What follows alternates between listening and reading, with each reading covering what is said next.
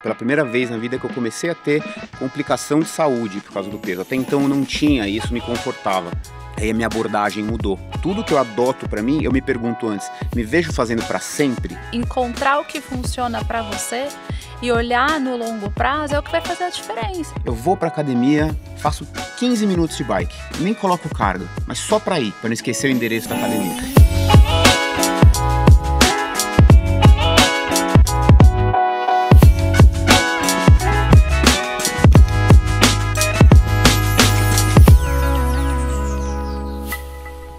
Oiê, seja bem-vindo a mais um episódio do videocast Meu Peso, Minha Jornada, um programa onde a gente fala sobre qualidade de vida, sobre mais saúde, e ao longo desses episódios eu tenho recebido diferentes convidados que contam a história de vida deles e também o conhecimento deles nesse assunto que é o sobrepeso e a obesidade e como lidar com isso na nossa vida.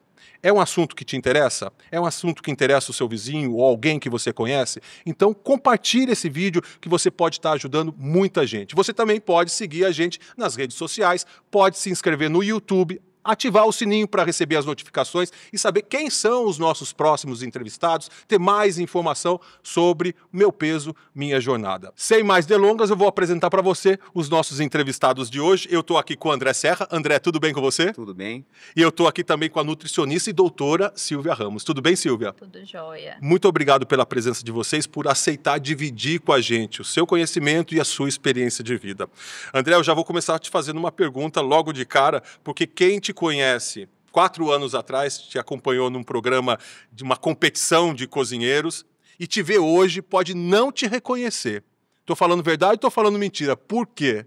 Verdade. Pós-programa, eu passei por uma fase de engordar um pouco mais, fazendo comida de restaurante em casa todos os dias para tentar treinar e tal.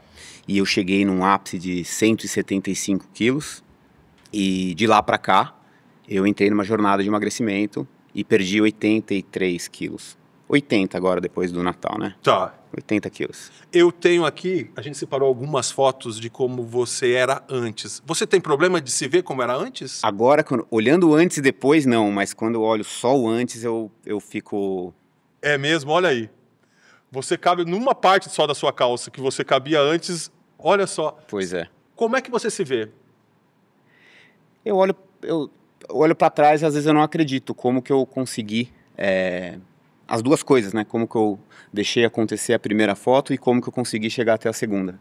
Eu fico chocado e feliz de ter conseguido mudar a minha vida. Você já passou por vários processos de emagrecer, voltou a engordar de novo, é o que a gente chama daquele efeito sanfona. O que foi diferente agora que deu certo? Ao longo da minha vida, eu já devo ter perdido 150 quilos em várias tentativas. O que foi diferente agora foi que, bom, o primeiro ponto foi pela primeira vez na vida que eu comecei a ter complicação de saúde por causa do peso. Até então eu não tinha e isso me confortava. Eu tive pré-diabetes e apneia do sono. Eu estava com... a minha mobilidade estava ficando ruim, eu estava dificuldade de sentar em cadeira, sabe? A minha vida estava começando a ficar muito ruim e esses problemas de saúde me assustaram. E aí a minha abordagem mudou. Eu adotei uma abordagem para emagrecer que eu considerava sustentável. Eu parei de fazer projetos de 3 meses e falei, eu vou virar o navio aqui por um jeito que eu vou viver para o resto da minha vida. E aí eu comecei a fazer as coisas de uma maneira sustentável e não me vejo mais parando. Pode-se dizer que foi aí que você entendeu que a obesidade é uma doença crônica e que ela precisa de um acompanhamento constante? Com certeza, acho que vem um pouco com a maturidade também, de eu olhar para trás e perceber que eu vivia em ciclos de engorda, emagrece, engorda, emagrece, engorda, emagrece. E aí eu entendi, eu falei, cara, o que eu estou fazendo não está dando certo. Vou precisar fazer algo para sempre. Então hoje tudo o que eu faço com relação à minha saúde, esporte, alimentação, etc., tudo que eu adoto para mim, eu me pergunto antes, me vejo fazendo para sempre? Se a resposta é sim, eu coloco no meu portfólio. Se a resposta é não, eu nem olho mais. Ou seja, a gente ouvindo ele falar, a gente entende que não existe uma dieta milagrosa, né, Silvia? Não existe uma coisa assim, agora eu resolvo de hoje para amanhã, ou fazer alguma dieta alimentar muito restritiva, que você não vai conseguir acompanhar ou seguir ela por muito tempo. É importante ter um balanceamento aí. Encontrar o que funciona para você e olhar no longo prazo é o que vai fazer a diferença, porque foi isso que ele fez, né? Ele traz isso. Então, hoje eu vejo muito a influência das pessoas ali, estão rolando o feed, vendo o resultado de outras pessoas e projetando nelas. Né? Olha, emagreci tantos quilos em pouco tempo, e isso dá uma certa frustração. E foi isso, parece que o André viveu esse ciclo, né, de fazer uma dieta, conseguir o resultado e retomar para aquela questão de frustração, até que ele mudou o mindset dele. Então, eu costumo dizer que tem que virar aqui uma chavinha mesmo para a gente conseguir, porque não existe uma dieta milagrosa. Cada corpo, a gente hoje já sabe que geneticamente a gente pode gostar mais de doce ou gostar mais de salgado, ter tendência para beliscar mais ou para comer volumes grandes, isso é programado geneticamente. E aí a gente vai tendo essa influência do ambiente para dizer como a gente vai fazer. Então, situações, né? Ele terminou o programa, quis ali colocar em prática, não, deixa eu fazer. E aí a gente fica tudo ali no gourmetizado, quer comer diferente, às vezes acaba comendo porções maiores. As situações da vida também afetam, né? Então eu costumo dizer assim, a pessoa não é só a comida, não é só a dieta, ela tem uma vida. Tudo isso tem que ser integrado para fazer funcionar. Só que leva um tempinho. Ô Silvia, a gente ouviu no depoimento do André, ele falou que estava desenvolvendo pré-diabetes. Qual é o papel da nutrição para conseguir reverter ou manter essa doença ou as doenças metabólicas estáveis? A gente sabe que o excesso de peso, né, ele está relacionado ao desenvolvimento, então ele falou de duas complicações, que foi aí que ele teve a viradinha, né, o pré-diabetes e a apneia. E a alimentação, né, a nutrição, ela tem um papel muito importante, porque hoje a gente já sabe que das pessoas que têm pré-diabetes, uma parte pequena, 25%, evolui para diabetes tipo 2, se não bem cuidada, e outra parte pode reverter, ou pode ficar ali no pré-diabetes. Mas quando a gente diminui o fator de risco, e nesse caso é a obesidade de forma centralizada, então a circunferência ali do abdômen aumentada, a gente vai diminuindo a nossa resistência à insulina. E a insulina vai começando a funcionar melhor no corpo e a gente regride esse pré-diabetes para o estado normal. Tendo isso, a gente já diminui muitas outras situações metabólicas, então melhora os triglicérides, reduz a pressão arterial. Então é muito importante a gente focar muito no emagrecimento, mas pensar na cintura também, nessa circunferência da cintura. O André, você falou que mudou a sua alimentação, tem hoje uma alimentação bem regrada, mas você não perdeu peso só com alimentação. Você também entrou de cabeça em atividade física, em exercícios físicos. Sim. Como é a sua rotina em exercícios físicos? A vida inteira, eu passei tentando emagrecer, então sempre fiz muito exercício. Eu fiz tudo que você imagina, karatê, capoeira, judô, jiu-jitsu, muay thai, boxe, enfim, tudo. Mas eu nunca era muito constante. Agora o que está acontecendo, eu estou há 2 anos extremamente constante, não faço musculação 5 vezes por semana, o mais pesado que eu consigo, eu gosto bastante. Eu faço bastante aeróbico também, ou bicicleta ou corrida. Corrida eu já corri 2 meias maratonas, estou treinando para a próxima. E além dos exercícios programados, eu estou tendo uma vida mais ativa também. Então, não saio agora só para comer. Não, eu continuo saindo bastante para comer e tal, só que eu vou a pé. Volto a pé, sabe? Meia hora aí, voltar a pé.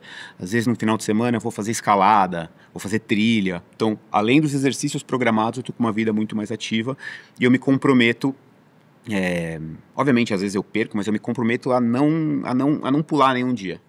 Você tem uma consistência. Exatamente. Isso é importante, né, doutora? Ter uma consistência. Essa consistência vale não só para atividade física, como vale para alimentação também. De vez em quando você pode sair um pouco das regras ou sair um pouco da sua dieta e depois compensar no dia seguinte. Não significa que se você saiu um pouquinho naquele dia, você perdeu tudo. Exatamente, acho que é um equilíbrio, né? Então colocar a constância, eu sempre costumo falar quando a pessoa está iniciando a jornada, no que você é constante na sua vida? Tem gente que é constante no exercício, tem gente que é constante em religião, enfim, mas o que é? Para a gente tentar trazer para o dia a dia a constância, porque é um passo de cada vez. Então, às vezes a gente começa a ser constante fazendo um café da manhã mais adequado, e depois a gente vai transpondo para as outras refeições. Só que é muito isso, não pode ter esse pensamento dicotômico de 8 ou 80, que é muito comum. Ou eu faço tudo, eu como tudo, e amanhã eu fico sem nada. Então, tentar equilibrar durante a semana para a gente ter o quê? O déficit calórico, que é o que vai ajudar no emagrecimento. Então, o André, ele comentou comigo aqui que ele tem uma dieta flexível, trabalhando ali com os alimentos, com as calorias, mas ele está sempre tentando manter esse déficit calórico. E ele consegue hoje fazer esses ajustes. Então, a gente não precisa ficar tão preocupado de sair eventualmente, mas eventualmente não é, eu costumo brincar dizendo que já que eu saí hoje, já que, né? Então a gente não pode deixar o já que todo dia. Como é que isso está na sua vida, André? No passado, eu era uma pessoa que, se um dia eu não ia para academia por algum motivo, era nesse dia que eu aproveitava e falava, quer saber, eu vou pedir pizza. E já que, né? Já que, exato, amanhã eu começo perfeito, porque tem que ser perfeito. E hoje não, hoje, assim, exercício, puta, tô cansado, não tô afim, eu vou pra academia, faço 15 minutos de bike, eu nem coloco carga, mas só pra ir, pra não esquecer o endereço da academia. E várias vezes, quando eu vou com essa cabeça, eu chego lá e acabo fazendo 1h30, escada, não sei o quê. E na dieta é a mesma coisa, assim, o meu comprometimento comigo é ficar dentro das calorias todos os dias. No passado, se eu comesse alguma coisa fora da dieta, mesmo não passando as calorias, eu já me sentia mal, falava, putz, amanhã eu começo o limpo, perfeito de novo. E aí já comia um monte de coisa. Agora não, agora eu me comprometo a ficar nas calorias, me comprometo a ter todos os dias vegetais, frutas, etc. Mas eu como que eu quero também, dentro das calorias, dentro desse esqueleto. Eu achei legal uma coisa que você falou, eu me comprometo comigo, é um comprometimento com você mesmo, você não está preocupado com o que os outros estão esperando de você. É você com você mesmo, isso é muito mais forte, né? Com certeza, um treino diário de você cumprir com o que você se prometeu, se você respeitar a sua palavra. É um treino diário para mim isso.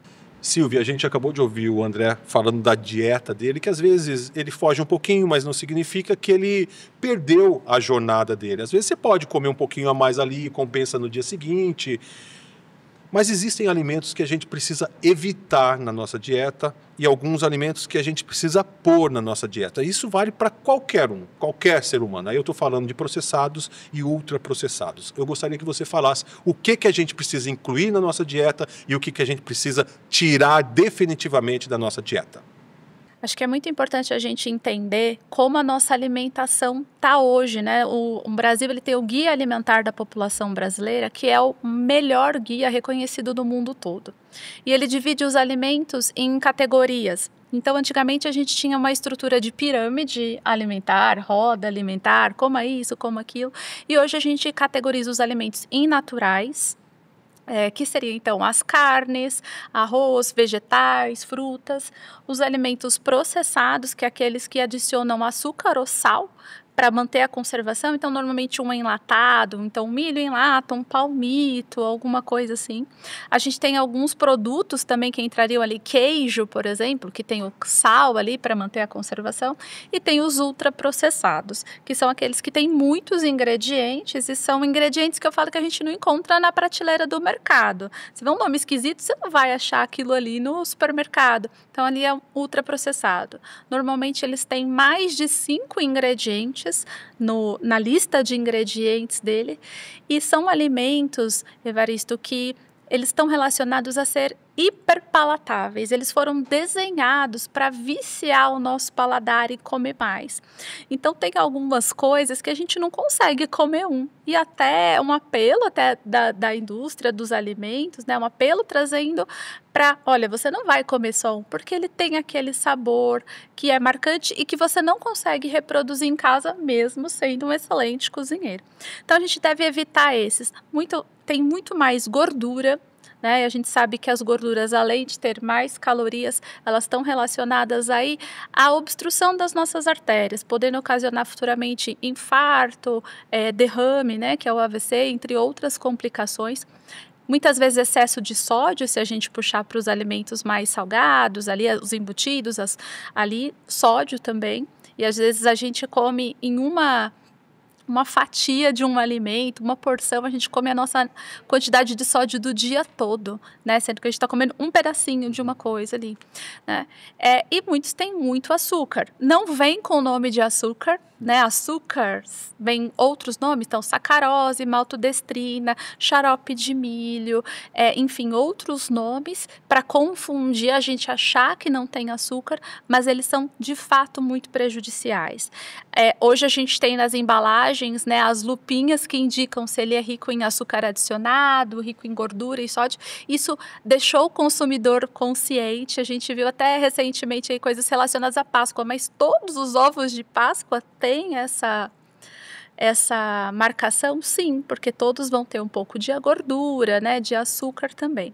Então a gente tem que evitar esses alimentos e olhar bem, ser mais criterioso, não olhar só data de validade. E dos alimentos naturais, acho que a gente tem que incentivar mais. Eu costumo dizer que o André ele faz um pouco mais porque ele gosta de cozinhar. Eu também tenho esse hábito, não de cozinhar, mas de ter as frutas, vegetais em casa, mas não é no Brasil todo que a gente vê isso. E às vezes é muito mais fácil a gente fazer prevenção, né? Prevenção da obesidade, prevenção do diabetes, comendo fibras, que são vegetais, as frutas, o feijão, né? O brasileiro deixou de comer feijão no dia a dia. Isso vem sido discutido já há alguns anos nessas pesquisas familiares. Então, feijão é uma fonte de fibras riquíssimas e que não pode faltar na alimentação. Então, é o básico bem feito, né? Que acho que funciona. Ô André, ela falou que você é um cozinheiro de mão cheia, né? Um chefe de cozinha. O que mudou nos ingredientes que você usava antes para cozinhar e nos ingredientes que você usa hoje para cozinhar? O super trunfo da cozinha de restaurante é a gordura. E por mais que você use gordura saudável, azeite, óleo de abacate, é muito calórico. Então, é saudável? Mas engorda. E a gordura deixa a comida muito gostosa, é a maquiagem da comida. Então, eu sempre tive uma alimentação no dia a dia saudável, normal. Só que eu reduzi muito a gordura. Então, você pega assim, 100 gramas de peito de frango. Se você fizer ele com pele ou sem pele, no final do ano já é um acúmulo de caloria muito diferente. Ou então você troca peito de frango por sobrecoxa de frango. No final do ano, são muitas calorias de diferença. Esse é o pensamento de longo prazo, né? Não é pensar na semana, é pensar no ano. Então eu fiz essas trocas, essas pequenas trocas, reduzi muito. Antes um azeite talvez durasse 2, 3 semanas na minha casa, agora deve durar 2, 3 meses, ainda bem.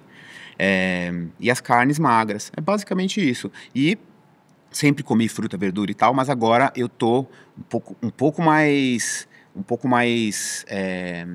obcecado com isso. Eu preciso comer todos os dias, eu preciso comer em todas as refeições, meus vegetais e tal. Então eu sou mais diligente com isso. A gente tem aqui no nosso videocast um quadro chamado Mito ou Verdade. Porque a gente entra lá na internet, a gente vê um monte de informação. São informações não verdadeiras, ou seja, fake news, e eu vou pedir a ajuda de vocês para a gente saber se isso é mito ou verdade, porque você tem a experiência e você tem o conhecimento. Vamos para a primeira frase que vai aparecer aqui no nosso telão, que é o seguinte: carboidratos e gorduras fazem mal à saúde. André, você pode responder primeiro para mim? Bom, do meu ponto de vista, não. Inclusive, eles fazem bem para a saúde mental. É isso, Silvia? Exatamente, né? Se eles existem na natureza, eles devem ser consumidos. Eu acho que a gente só tem que adequar a proporção de cada um. Como o André falou, ele reduziu a gordura de adição, né? Então, o azeite, manteiga, essas coisas, isso já ajuda no objetivo dele. Mas a gordura tá ali, ela dá energia. O carboidrato tá também para dar energia, também às vezes para dar aquele quentinho no coração que a gente está precisando. Então, tudo é uma questão de proporção. Ter um pouquinho de parcimônia ali nas escolhas, mas só em excesso que eles vão fazer mal. Então isso é mito. Carboidratos e gorduras não fazem mal à saúde. Vamos para a segunda frase? A segunda frase é a seguinte: é impossível emagrecer muitos quilos sem fazer cirurgia. Isso aí você está descolado, vai lá. Bom, a minha experiência é que é possível, eu emagreci sem. Acho que tem... Você é uma experiência viva, né, para falar disso. Você não precisou fazer nenhum tipo de cirurgia. Nenhum. Eu já cogitei, mas não fiz. Não fez. Silvia, Eu acho que é importante dizer que sim, a gente está aqui, eu tô do lado, né? Também já tive outros casos, mas dizer que a cirurgia é um tratamento para a obesidade, existem outros, né? Então, falando da minha parte, a parte da reeducação alimentar, de ajustar a dieta com a rotina, né? Com o que é viável ali para a pessoa, porque a pessoa, ela chega e quer uma dieta, mas às vezes ela quer uma alimentação flexível, né? Então, acho que sim, é super possível emagrecer muitos quilos sem fazer cirurgia, mas é necessário fazer essa organização, acho que a palavra-chave é organização, então... Você falou algo muito interessante. Então, impossível emagrecer muitos quilos sem fazer cirurgia. Isso é mito. Mais um mito. É importante isso que você falou, porque o caminho do André é o caminho diferente que muitas outras pessoas vão seguir. Não necessariamente o André não precisou de cirurgia, mas uma outra pessoa, de repente, com acompanhamento de um médico ou do nutricionista, vai ser indicado a uma cirurgia bariátrica, por exemplo. Exatamente. Cada um vai trilhar um caminho, é isso que a gente está aprendendo aqui nesse videocast. Por isso que não existe dieta milagrosa ou de gaveta, porque é muito individual, né? Depois que você perdeu todos os quilos, depois que você... 87 quilos, foi isso? 83. 83 quilos. Você teve que fazer alguma manutenção, alguma cirurgia depois? Eu pretendo fazer uma cirurgia estética e em termos de manutenção, assim, eu sigo com o mesmo foco de antes, assim, do emagrecimento. A gente tem mais um mito ou verdade. A frase é a seguinte: emagrecer 5% do peso já traz benefícios à saúde. André? Eu diria que sim. Eu diria que começa já a melhorar bastante. Já é alguma coisa. Sim. Eu lembro que logo no começo já comecei a sentir muitas melhoras de respiração, de mobilidade. Não sei nos exames de sangue, mas com certeza para a vida já começa a melhorar. Silvia? Sim, a partir de 5% a gente já começa a ter a melhora do pré-diabetes, melhora a pressão arterial, porque às vezes você não tem o diagnóstico de hipertensão, mas a sua pressão não está 100% quando a gente está acima do peso. Melhora o colesterol, o triglicérides, a gente já começa a ter benefícios. É claro que benefícios adicionais vêm com 7%, 10%, 15%, e aí é uma jornada muito individual, né? E cada tratamento tem uma meta, né, de quanto de peso ele pode gerar, né, naquela pessoa. Então, 5%, ok, já começa. Então isso é verdade. A gente terminou aqui mitos ou verdades. Eu queria te fazer uma pergunta que eu acho que é importante, que é sobre a memória metabólica que o corpo do André guarda. Como é que ele deve lidar com isso agora? Exatamente, ele falou que ele chegou a 175? 175. Então o corpo dele tem essa memória de 175. E o nosso corpo, embora estejamos aí muito evoluídos, a gente tem essa questão da escassez no nosso DNA. Então ele acumulou gordura e agora, mesmo tendo perdido os 83 quilos, qualquer situação que ele tiver facilidade, ele vai ter essa tendência a guardar a gordura, porque o corpo lembra que aquele peso lá de 175 foi o melhor para ele, na visão, né, que a gente tem dessa parte. Então é super importante que agora que começa de fato uma outra jornada, que é a jornada de manutenção deste peso perdido para evitar o famoso efeito sanfona. Por que muita gente sanfona o peso? Porque o corpo sempre quer chegar no seu peso máximo. Então é muito importante, acho que é mais difícil essa jornada, porque ele já chegou no objetivo dele, mas agora ele tem que olhar para o longo prazo, né, André? Daqui, sei lá, 30 anos, 20, 30, 40, para ele pensar na longevidade. Silvia, agora queria que você me falasse qual que é o papel de um nutricionista para a gente conseguir manter uma dieta adequada. Onde que entra o seu trabalho? Acho super importante essa pergunta. Muita gente acha que a gente entrega dietas, né? Mas eu acho que o papel do nutricionista é um guia da jornada, porque muitas vezes as pessoas nos procuram querendo ali o objetivo, emagrecer, quer rápido, mas ela tem que entender que ela tem que passar por uns passos. Como a gente falou, o André, ele precisou ter constância em algumas coisas, começando pela atividade física, que foi algo que ele sempre fez. Então, acho que o papel do nutricionista é não só falar o que come, eu acho que nem é o papel, come isso, come aquilo mais, mas é sim guiar nesse processo, é ajudar muitas vezes, eu penso muito na questão comportamental do emagrecimento, porque comer, Evaristo, é muito ligado ao social, né? Não existe a palavra comemoração? comemoração, né? Então a gente tem que sempre pensar nisso. Como aliar isso ao dia a dia, né? Trazer para você, André, essa questão de é possível manter, o nutricionista vai te guiando, porque em algum momento você vai ter as recaídas. E saber que a pessoa está bem ali no processo do emagrecimento, conseguindo manter os alimentos, os nutrientes básicos ali que ela precisa, ela vai recair. A gente sabe quando a pessoa está pronta, quando ela consegue recair e voltar rápido. Não fica no jaquê. Já que eu vou ficar mais essa semana sem fazer nada. Então, acho que o papel é muito no guia e não só no prescritor ali do dia a dia da dieta. Perdeu isso, ficar pontuando erros, mas sim apontar os acertos também. Então, nesse ponto que você falou de não ser só um prescritor e tal, eu concordo muito. Inclusive, a pessoa que mais me ajudou nessa jornada toda foi o meu médico, sem me falar o que fazer.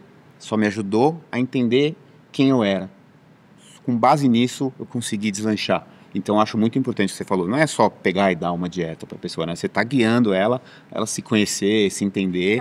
E ela mesma encontra as ferramentas ali para... Fundamental. E que bom que você encontrou esse profissional. A gente tem que ter esse olhar. E você falou que passou já por vários profissionais ao longo, né, dessa vida toda que fez o tratamento para a obesidade. E até a gente se reconhecer no profissional, entender que aquilo que ele vai me apoiar e não vai ficar apontando os meus erros, é muito importante para o sucesso. Que foi isso que você conseguiu. O que mudou nessa sua jornada, na sua qualidade de vida, na sua saúde? Cara, qualidade, eu digo que tem duas vidas. Eu tenho duas vidas, uma antes de emagrecer e outra após emagrecer. Saúde, eu já não tenho mais apneia do sono, eu estava dormindo com CPAP, não estou mais, não tenho mais pré-diabetes. Graças a Deus, eu nunca tive outros problemas, tipo hipertensão, colesterol, etc. Mas esses números todos caíram também. Só que a qualidade no meu dia a dia, ele está muito melhor, assim, eu tenho mais acesso aos lugares. Antes eu não cabia, eu queria ir no restaurante, eu precisava entrar na internet para ver se eu ia caber na cadeira, porque eu não queria passar vergonha lá. Era difícil abaixar, levantar do sofá, sabe, pegar alguma coisa que caiu no chão, era um projeto. E agora não, agora vida normal, eu encontro roupa onde eu quiser, antes eu não encontrava, tinha que achar você tinha que vestir o que dava, né? E agora não, então assim, é uma vida, muito mais acesso à vida, assim, é outra coisa. Problema que muitas pessoas com obesidade passam, né? Muitas. Elas têm várias restrições, né, por causa do peso. Sim. Então hoje você se sente mais livre. Completamente mais livre. Alguma coisa que você tem como projeto, além de tudo isso que você já conquistou, que é maravilhoso, você tem mais coisas que você quer alcançar? Eu tô decidindo ainda se eu vou pro lado do triatlon ou se eu vou pro lado do fisiculturismo. Assim, mesmo? Não obviamente para competir, mas para ter um norte, assim, para alcançar. Mas em termos de hábitos meus, eu quero sentir que eu tenho um pouco mais de controle ainda sobre a alimentação. Por exemplo, o natural para mim é comer o prato até o final, sem pensar se eu tô com fome. Só que durante essa jornada, várias vezes, eu parei no meio e falei assim, eu tô com fome? E eu percebia que não, e eu parava de comer. Mas aí se eu relaxo e vivo no automático, eu volto para esse natural, que é comer o prato inteiro. Então eu quero desenvolver mais controle nessas coisas finas, assim, sabe? Mas boa sorte. É o que a gente deseja para você. Você vai conseguir. Você tem força de vontade, você tem meta. É isso. Você está numa jornada caminhando muito bem. Parabéns. A gente está chegando ao fim desse nosso bate-papo. E aí eu já queria aproveitar que você está falando, que você desse uma dica para as pessoas, porque a gente ouvindo você falar, você serve de incentivo para muitas pessoas que estão acompanhando a gente nesse videocast. Gostaria que você deixasse um recado para essas pessoas. Bom, primeiro ponto é que vale a pena. Eu quero dizer que vale muito a pena. Pode parecer que é difícil, que é longo, que é demorado, mas vale a pena. E o segundo ponto é eu quero falar para as pessoas não contarem o tempo. É exatamente isso, essa ansiedade para emagrecer em 4 meses, o que você demorou 15 anos para engordar. É isso que faz a gente fazer besteira, é isso que faz a gente fazer as coisas insustentáveis. E a internet é cheia de gente vendendo exatamente produtos para essa vontade de emagrecer rápido. É esse o ponto que você precisa mudar. Pensa para o resto da sua vida, o que você fizer hoje, você vai ter que fazer para sempre, senão é quase certeza que você vai emagrecer e vai engordar de novo. Então, olha para o longo prazo, não conta o tempo. A vida já melhora muito quando você emagrecer um pouquinho. Você não precisa emagrecer 80 quilos para sua vida estar boa. A minha vida já está boa, eu conto meu tempo em quilos. A minha vida está boa há uns 40 quilos, sabe? Então, você não precisa chegar lá. Você vai começar a sentir os benefícios no meio do caminho, deixa o tempo passar, que vai acontecer. Você vai chegar onde você quer. Legal. É isso. Silvia, e para a gente encerrar, queria que você destacasse nesse bate-papo que a gente teve aqui, muito legal, muito enriquecedor, 3 pontos importantes dessa nossa conversa. Eu acho que a gente pode citar a questão da individualidade, né, da jornada que é única, então o que funcionou muito bem para o André agora foi essa escolha alimentar que ele fez. Então, cada pessoa vai ter uma escolha que vai se adequar melhor. A questão do tempo, né, é fundamental. Você tem que olhar com um pensamento um pouquinho mais de longo prazo. Questões de respeitar o corpo, né? Ele falou que quer melhorar isso. Acho que sinais de fome e saciedade. A gente, às vezes, come no automático e o nosso padrão é esse. Vamos comendo, fazendo alguma coisa. E respeitar a fome e a saciedade é fundamental para a gente atingir o emagrecimento. Então, prestar atenção, comer com mais atenção é super importante. E lembrar que o peso, ele é muito importante, mas o que vai acontecer quando você perder peso? Vai melhorar a sua qualidade de vida, os seus exames vão melhorar, você vai se sentir mais disposto para fazer as coisas, e isso não tem preço, né? Então muita gente foca só na balança, e eu falaria, vamos tirar o foco da balança para o que você está vivendo de fato, né? Quais as melhorias? Está dormindo bem? Né? Está conseguindo fazer um exercício sem ficar tão cansado? Eu acho que são esses 3 pontos assim importantes para hoje. Silvia, muito obrigado pelos seus esclarecimentos, por dividir o seu conhecimento com a gente. Obrigado por estar aqui, foi um prazer. Prazer é meu. André, obrigado por dividir com a gente a sua experiência de vida. Eu desejo para você muito mais sucesso na sua jornada. Muito obrigado, eu que agradeço o convite, adorei. Até a próxima. A gente está terminando aqui mais esse videocast, Meu Peso, Minha Jornada. Eu espero que você tenha gostado. Se você gostou, compartilha com outras pessoas, porque a informação que a gente teve aqui pode ajudar de incentivo para muito mais gente. E ao longo dos próximos episódios, eu vou ter outros convidados aqui. Se você perdeu os episódios anteriores, não tem problema. Tá tudo lá no YouTube, é só você acessar. Você pode passar a assinar nosso YouTube lá, fazer parte da nossa comunidade. Ativa o sininho que você recebe as notificações, segue a gente nas redes sociais e também entra em www.meupesominhajornada.com.br. Tem conteúdo de qualidade, informação relevante para você lá na nossa página. Você também encontra uma calculadora para você saber como está o seu IMC, que é o Índice de Massa Corporal. Também encontra os médicos que estão ali próximo da sua redondeza, que podem te ajudar. E é isso. Segue a gente nas redes sociais, a gente está aí para dividir informação. Espero que você tenha gostado. Até o próximo videocast. Tchau!